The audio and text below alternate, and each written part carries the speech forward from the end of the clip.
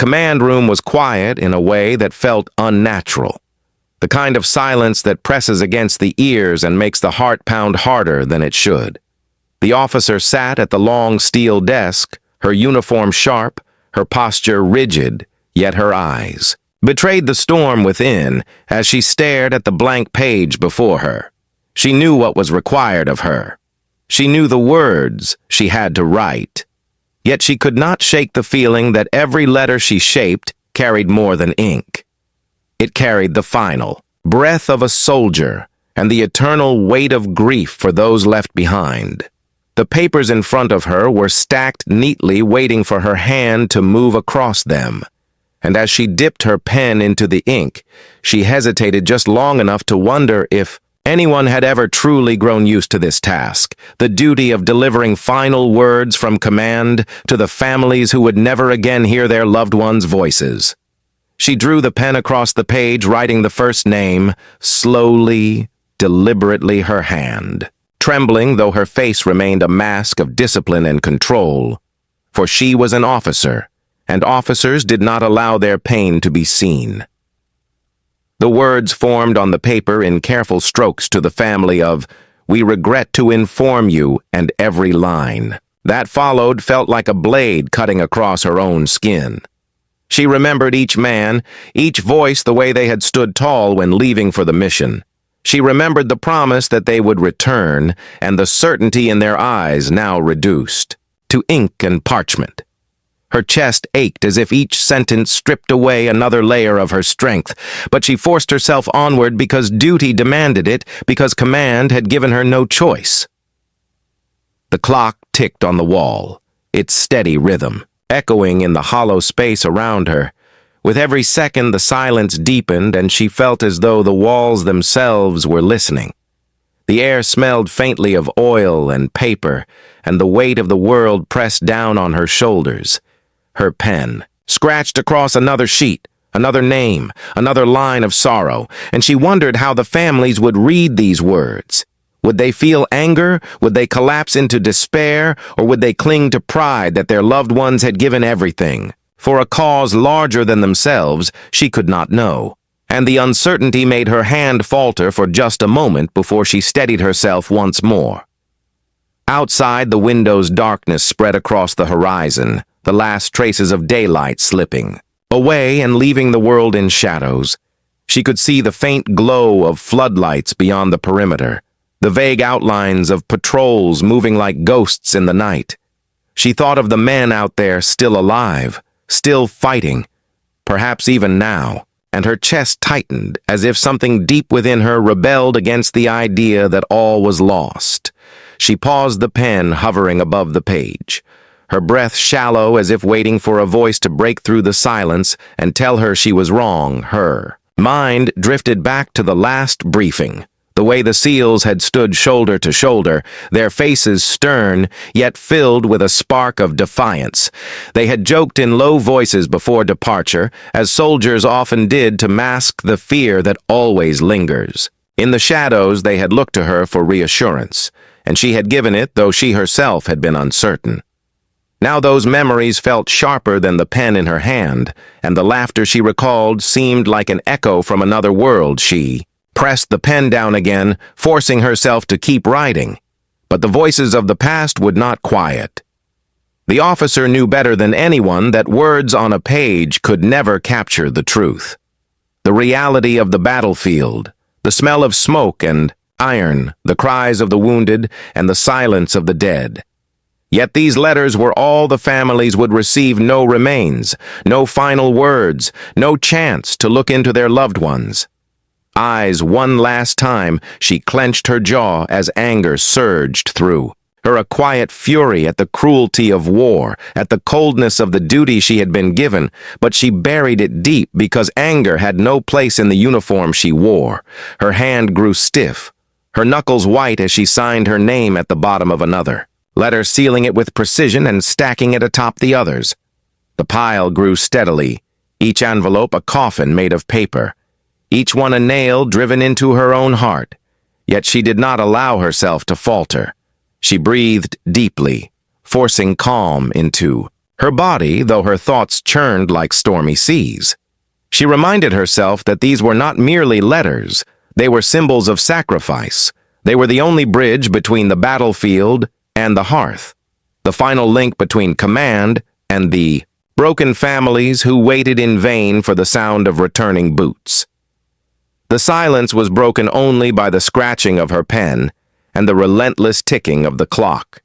Yet beneath it all, she felt something else, a pulse, a rhythm, not her own, a tension that prickled at the back of her neck as if unseen eyes watched her from the corners of the room. She turned once, glancing at the closed door at the empty corners, but there was nothing there, and yet the feeling persisted. She shook her head, forcing herself back to the page, but her breath came faster, and her shoulders remained tight, as though preparing for an impact she could not name. She thought of her own family, far away, of the calls she rarely made, the words she could never say to them. For fear of burdening them with the truth of her world, she thought of the mother who might even now be sitting in her kitchen waiting for news, the father who might already sense something was wrong, the children who might never understand why their parent would not come home. She forced these thoughts away, gripping the pen harder, pressing the ink deeper into the paper.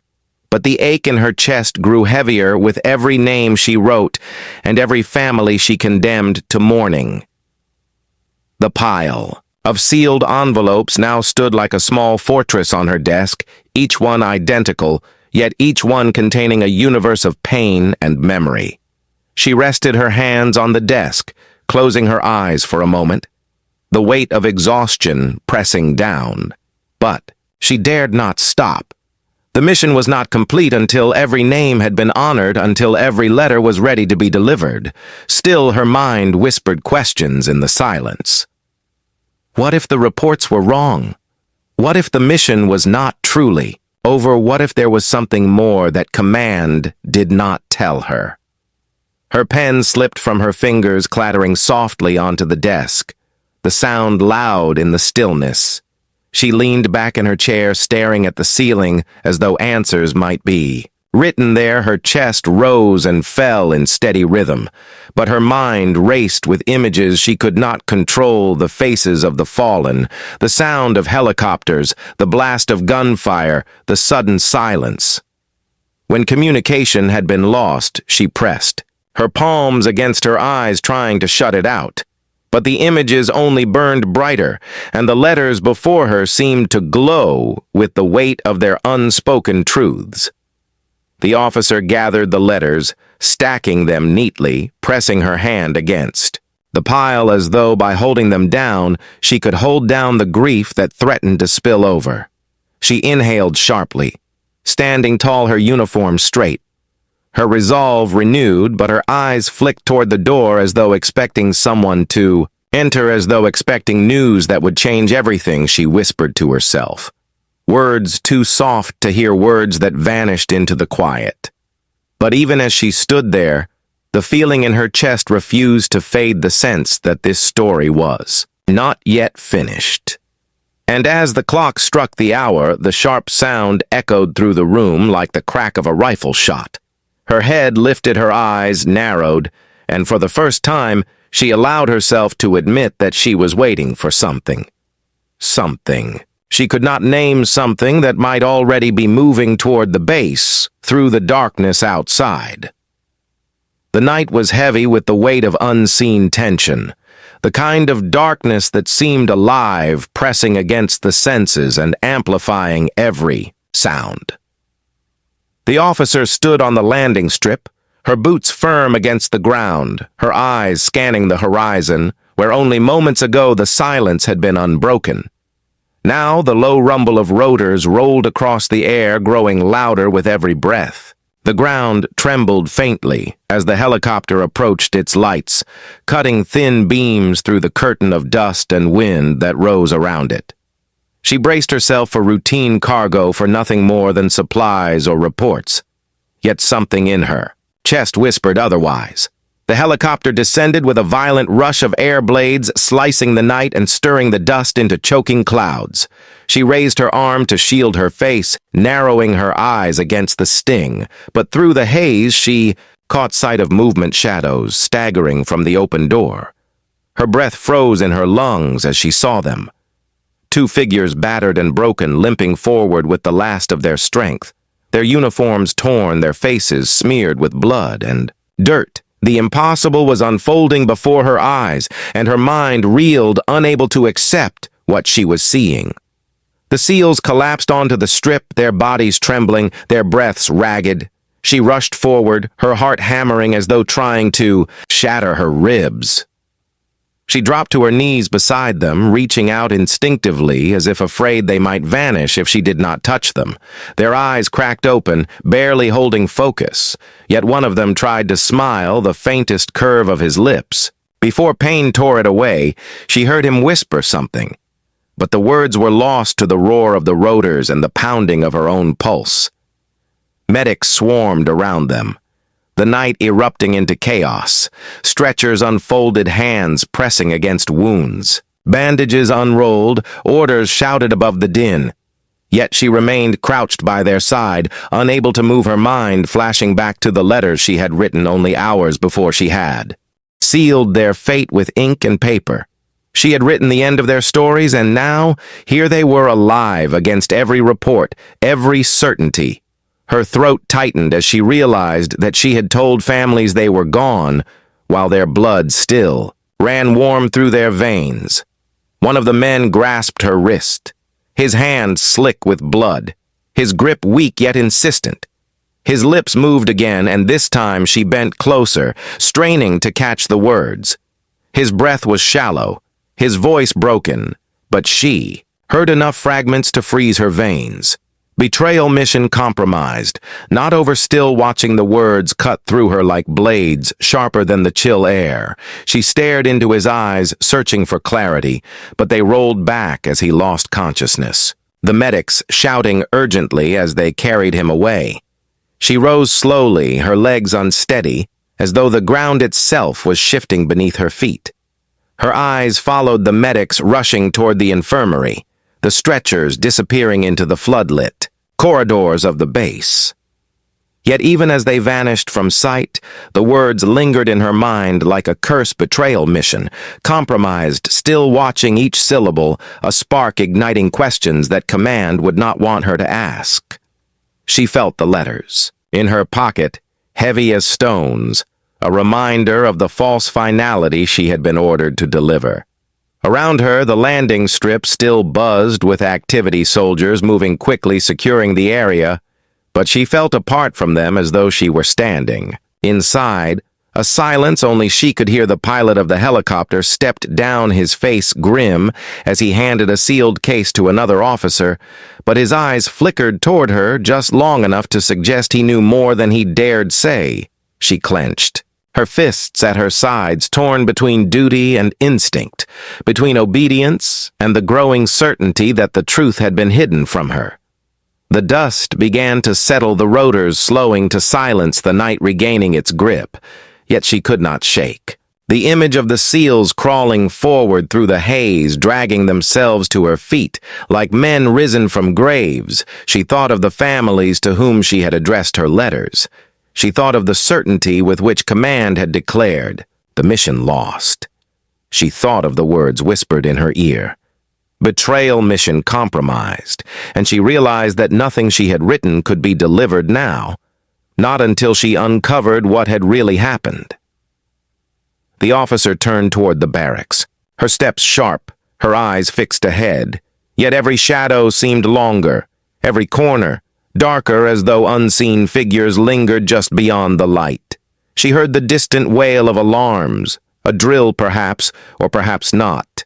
She could not be sure anymore. She felt the weight of unseen eyes on her, the same sensation she had noticed earlier in the command room, and it pressed harder now, stronger, more deliberate, as if the very walls of the base were listening. She entered the medical wing, the air thick With the smell of antiseptic and the sounds of hurried voices, the wounded SEALs lay on cots surrounded by medics, their bodies pale and fragile under harsh white lights, tubes and wires snaking from their arms. Yet one of them stirred his hand. Reaching weakly toward her, she stepped closer. Leaning down once again, his voice a rasp, barely audible but filled with urgency. He spoke of coordinates of an ambush of men who were not supposed to be there. He spoke of betrayal not from the enemy, but from within. Her blood ran cold, her mind racing with the implications. If what he said was true, then someone inside their own command had set them up. Someone had sent them to die and then written them off as lost. She glanced around the room at the medics and officers hovering close, wondering which of them might already know, wondering which of them might be watching her even now. Her throat tightened and she forced herself to nod silently, promising the wounded man that she heard him even as fear whispered that knowing this truth placed her in danger. The second SEAL opened his eyes for only a moment, staring straight at her as though he could see through every layer of composure she wore. He did not speak, but his gaze held a warning, a plea, and then it dimmed as exhaustion claimed him again. She stepped back, her pulse quickening the walls of the infirmary, seeming to close in around her. She felt the letters again in her pocket as though they burned against her skin, each one a lie. Now each one proof that command had hidden something too dark to reveal. The medics urged her to leave to let them work, but she lingered at the door, torn between duty to her post and the need to protect the fragile truth lying on those cots. She finally turned away, her boots echoing down the sterile corridor, the shadows lengthening with every step, the alarms beyond the walls growing louder, sharper, until they no longer sounded like drills at all. The officer quickened her pace, her heart pounding with the certainty that whatever had followed the SEALs back from the mission had not yet been left behind. And as she stepped into the open air once more, the night seemed darker than before, the silence heavier, the weight of unseen eyes more suffocating. She looked up at the watchtowers, their lights cutting arcs across the perimeter. But even under their gaze, the darkness seemed impenetrable. She stood there for a moment, breathing hard, as if bracing herself for something unseen. And as the sound of distant engines rose faintly on the horizon, she knew with chilling certainty that the real battle was only beginning. The infirmary was filled with the frantic rhythm of machines and the hurried steps of medics moving around. The wounded SEALs, but the officers stood rooted to the floor, her eyes fixed on the pale faces of men who should have been names on gravestones instead of fragile bodies clinging to life in sterile sheets. She had expected finality, but what she now saw was something far more dangerous, survival laced with secrets, and she felt the burn of their whispered words still echoing in her ears. Betrayal mission compromised, still watching. She leaned closer to one of the SEALs as the medic stepped aside for only a moment. His lips moved again, his voice no more than a breath. Yet heavy with urgency, he spoke of allies who never arrived, of routes that should have been safe, but became traps, of ambushes that unfolded with surgical precision, and she realized with a jolt that the enemy had known every detail of their mission, as if the plan had been delivered into their hands. Her mind raced through the possibilities, but every thought ended with the same conclusion the leak had come from: within. Her stomach tightened as she remembered the case the pilot had handed off on the landing strip, the way his eyes had flickered toward her, just long enough to suggest knowledge hidden beneath silence. She had not asked then, but now the question clawed at her. Who else knew what really happened? Who had chosen silence over truth, and who would be willing to silence her if she asked too many questions? The answers swirled like smoke beyond her grasp, and every shadow in the room seemed to stretch longer, as though holding the shape of unseen watchers. The alarms outside the walls of the infirmary blared again, sharper than before. The officer turned her head instinctively, every muscle tensed, but the medics did not flinch. They carried on with their work as though the sound had become part of their world, and that realization unsettled her even more if the alarms no longer startled them. What had they already endured? What had they already chosen to ignore? She stepped toward the door, her boots striking the floor with purpose, but her heart thudded heavier with each step as though warning her of what awaited beyond. She moved into the corridor, the air colder, the lights flickering slightly as if the base itself held its breath. The sound of footsteps echoed somewhere behind her, too slow, too deliberate. She quickened her pace, not daring to turn, yet every nerve told her she was not alone. She reached the intersection of hallways, her hand brushing the wall as though it could steady her, but the air pressed heavier against her chest, the silence behind the alarms louder than her own thoughts, and she could not shake the certainty that whoever followed her would not reveal themselves until it was too late. The officer slipped into a side room, closing the door softly behind her. She leaned against it, her breath shallow, her eyes scanning the dim space crates, stacked high shadows pooling in corners. She waited, listening.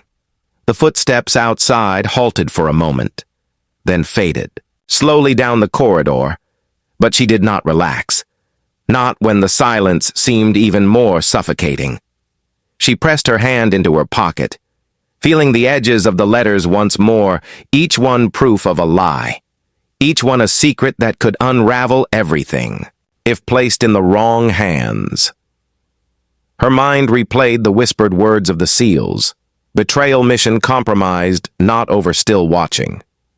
The warning struck deeper now, for she could not dismiss the sense that she too was being watched from the moment she had written those letters until now.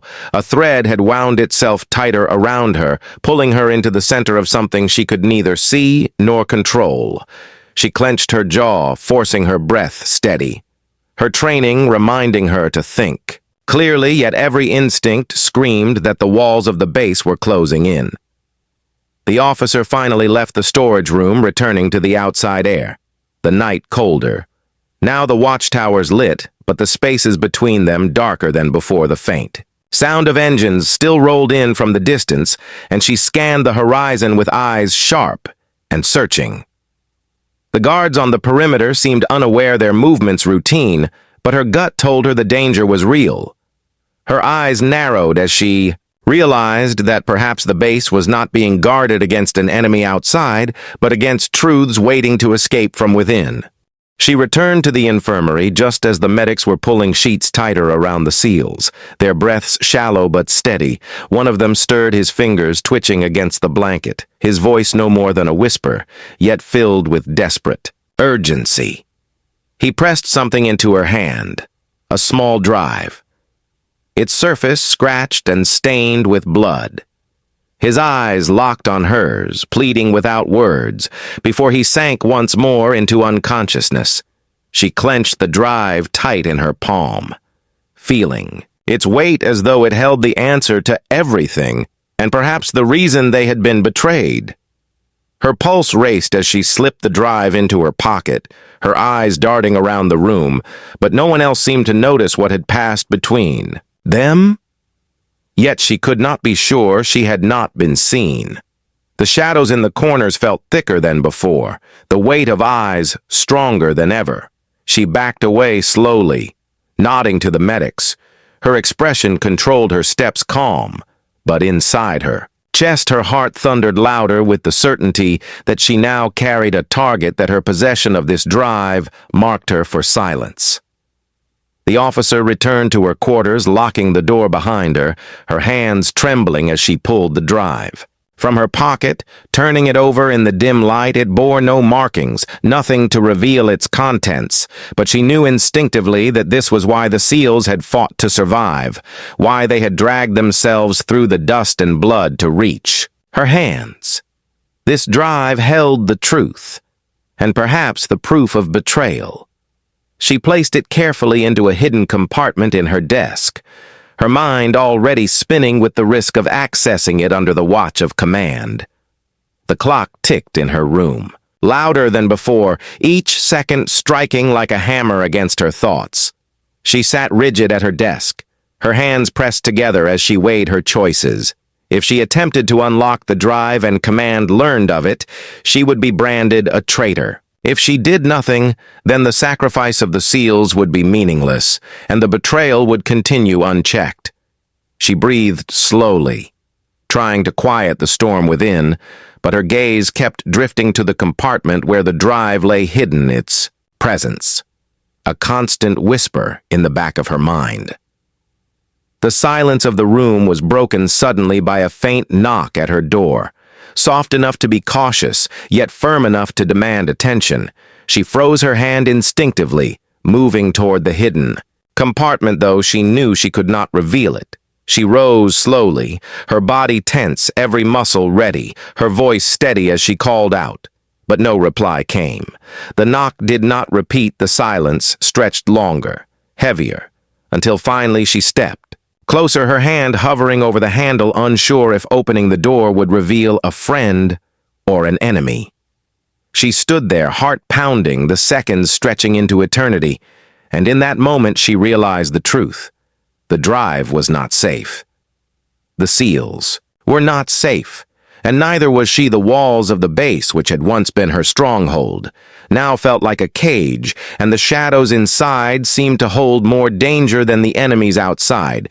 And as the knock came again, softer than before, almost like a whisper against the wood, she knew with certainty that opening the door would change everything forever. The officer stood frozen before the door, the faint knock still echoing in her ears.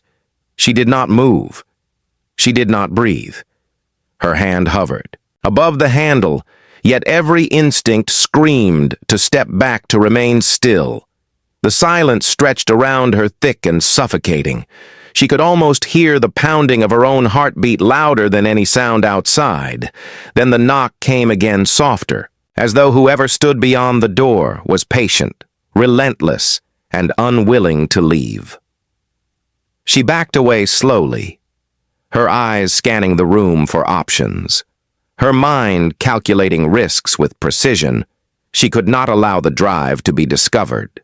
She could not allow the seal's words to be silenced. Her gaze landed on the small vent near the floor, a narrow passage leading out beyond the walls of her quarters. She slipped the drive into a pouch, securing it against her chest, then crouched low, sliding it carefully into the vent, her fingers brushing the cold metal before she pulled her hand back. The drive hidden for now, but not safe forever. The knock ceased, suddenly replaced by the sound of footsteps fading down the corridor.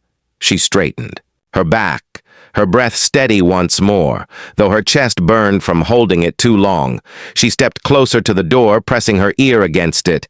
But the hall was empty, silent, as if no one had been there at all. Yet the weight in her chest told her otherwise. Someone had tested her.